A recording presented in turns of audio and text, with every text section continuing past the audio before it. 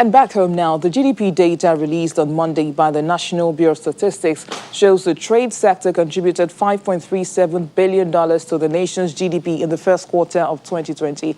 In real terms, the sector contributed 16.08% to the GDP, but contracted by 2.82% year-on-year from a negative of 0.58% in the fourth quarter of 2019. Now, the performance of the sector continued the negative trend observed since 2019, contributing to slower growth in the non-oil sector as the quarter-on-quarter growth narrowed at a negative of 13.79%. And to dissect the trade sector with me now is Mr. Ojikutu Adeni, who's the president of the Computer and Allied Products Dealers Association of Nigeria. Good morning, Mr. Ojikutu. Thanks for coming on the program. Thank you for having me. Good morning.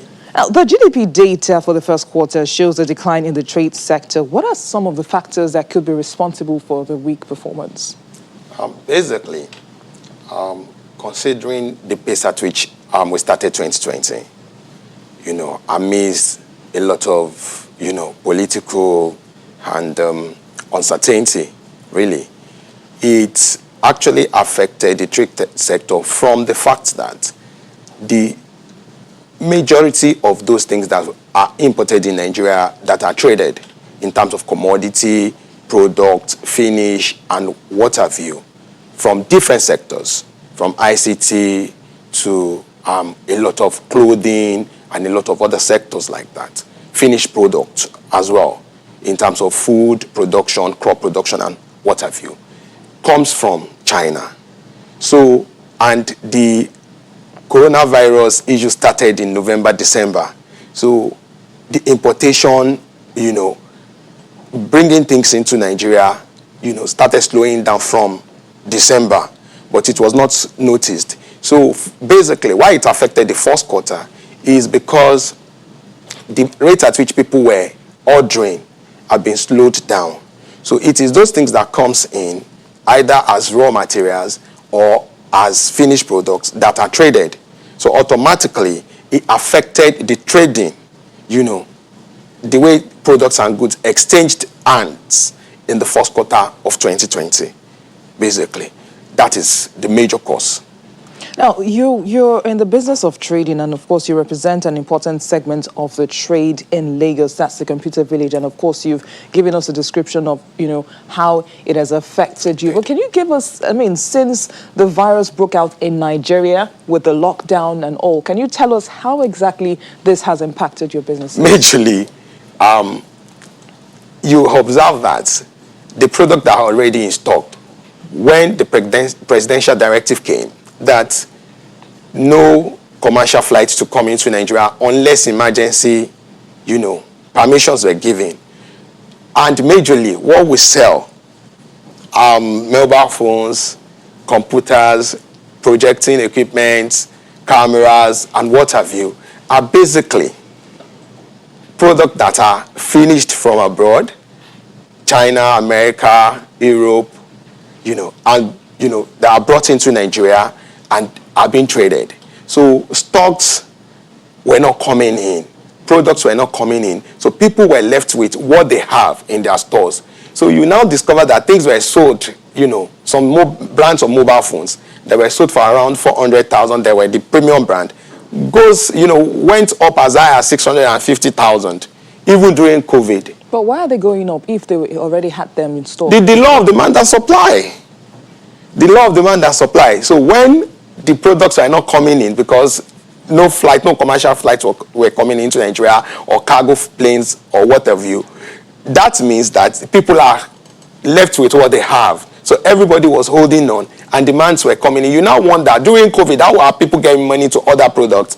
But the truth is, people are doing birthday, people are doing a lot of events, people want to, and that's the issue of Zoom classes and, Zoom conferences. Everybody wants to, even your programs, you were doing them on, via Skype and all that. So everybody needed an equipment, telecom equipment, mobile phones, laptops, and what have you, to do their daily work, and children were using for classes. So people were demanding more while the stocks are not, increasing. So all the stocks that people had, automatically the law of demand and supply made people started jacking their prices. And again, during the COVID period, dollar, went up for as far as 430, 435, from 360 naira to $1 to 430, 435.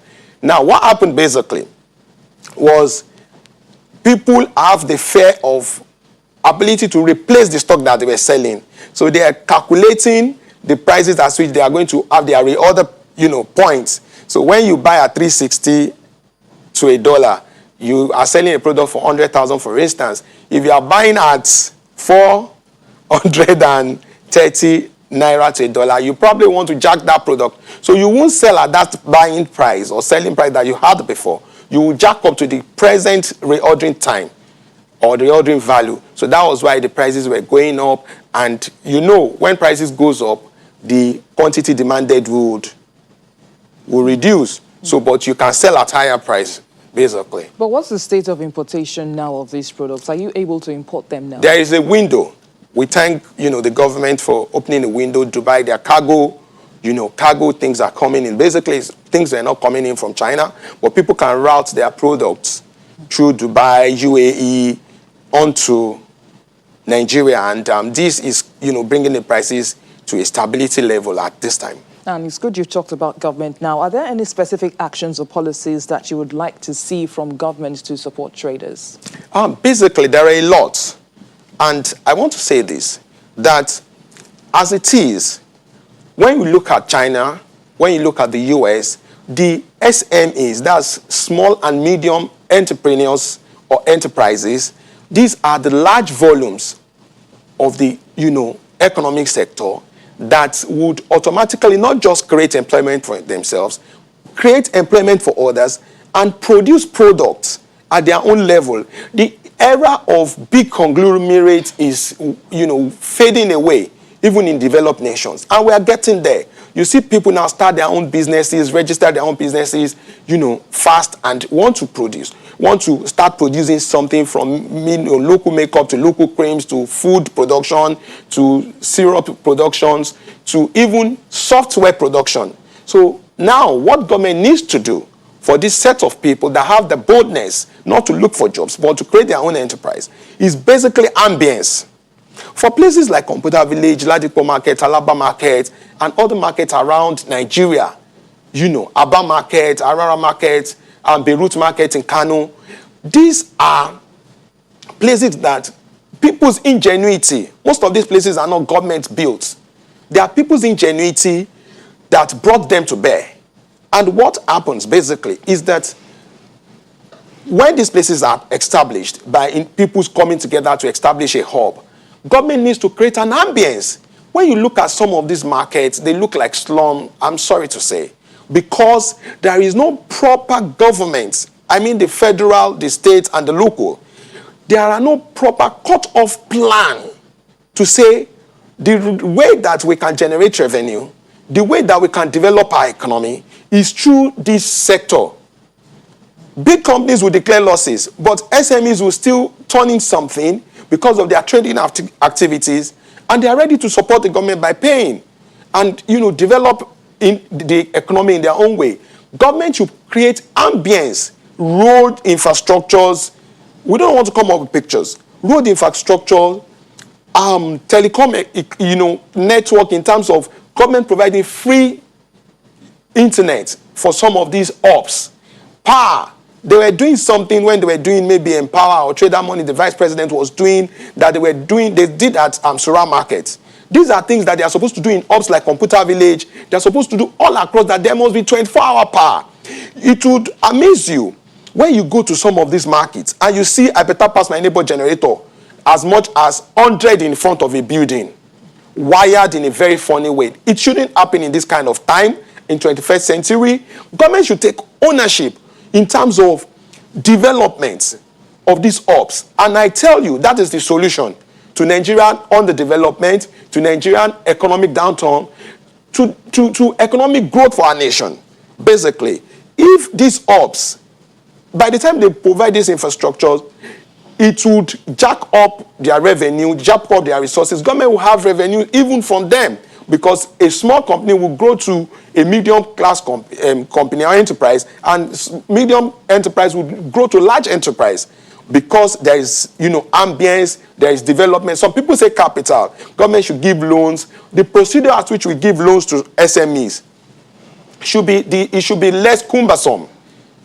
Not that they say you should go and bring your grandma to get loans and all that. No. Government should try as much as possible. Bank of Industry, Agric Bank. There should be an ICT bank.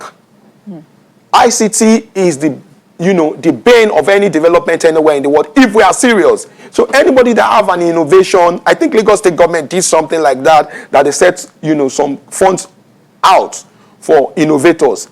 Federal government should do, state government should do, local government should do. Ability to be able to develop solutions to solve local problems within our communities, so that people will innovate, government will take ownership, will support them. And I tell you, when we do all this, we will not just have developed those individuals, we will have developed their enterprise, their ideas, and they will employ people. And when there are enough employment, there will be less money to be spent on insecurity in the country, and that money that you are supposed to be spending using to buy patrol vehicles and all that, you can divert them to other developments. And with that, I think will be a better, nation, and the economy will automatically grow itself. Now, let's talk about concerns that have been raised about the fact that foreigners are taking over the business of trading in some areas. What's your experience like at the Computer Village, for instance? Sincerely, we have not been able to define as a nation what we want about FDI and business development. How do I mean? Foreign direct investments. If you want foreign direct investment, every country wants that. But how do you regulate? How do you protect your local players? If you go to other countries, I don't want to mention names, I want to assure you that there is what's called protectionism for the local, players, local traders. Let me tell you what happens in Nigeria today, and it will amaze you. A company that is in China, that is a manufacturer, would automatically register another company under this guy as an wholesale company in Nigeria, maybe bringing one Nigerian as a partner, or a director. Then after registering this, they would now have a retail outlet registered as well. So now this manufacturer will be in China, will have a registered company saying they are buying in bulk under another name, the same company, the same ownership when you investigate them.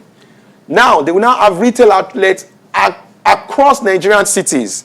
They will have in Umuahia, they will have in Egbeda, they will have in they will have in Agoiwoye, they will have in Kano, they will have in Calabar.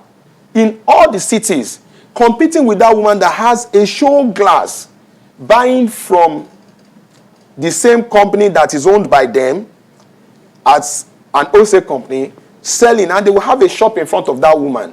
So how do we protect our women? How do we protect our young ones? How do we protect our young small businesses? In Nigeria, 1962 or thereabout, or 1976 or thereabout, there was what is called indigenization, that's law that was done to protect local production, local sellers and all that. We might not go back there. But even when you look at the theory of globalization, you look at what is happening in the US, whereby President Trump is readdressing some of the agreements and the trades, that they have. So there is nowhere in the world that you say there is globalization, and globalization without barriers is not possible, most especially to us as a developed country. We should try as much as possible to do this liberalization, the globalization that we have, foreign direct investment that we want. We should do it with very, high level of protectionism to our own people.